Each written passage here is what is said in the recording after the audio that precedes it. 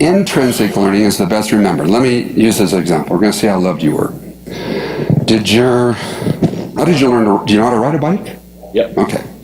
So did your parents hire a bike riding coach? No. No. How about a bike riding summer camp? You went to summer camp. No. Did they put you outside and make you do bike riding drills? Huh. Bike riding progressions. You had to pedal right-footed for a while, then you had to pedal left-footed for a while, then you had to put the two together. No. No. And we forget that, but the coolest thing is when it's intrinsically learned, like bike riding, it's the best remembered. You may not have ridden the bike for 3 years. You put yourself up on the bike, boom, you fly off without any problem whatsoever. Some people will say in clinics like this, but what about training wheels?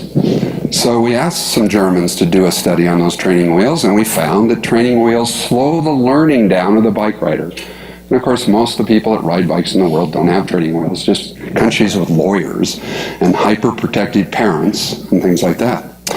So that's the best remembered. The worst retained. You see, I'm going to use John Wooden's phrase here a lot. You haven't taught them if they haven't learned. I see so many volleyball coaches going, yeah, but I taught it to them, I showed it to them.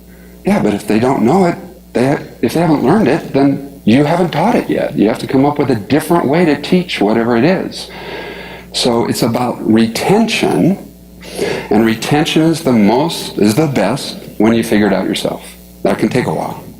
Retention is the worst remembered when you're told what to do. That's the worst remembered. That's the worst learned way.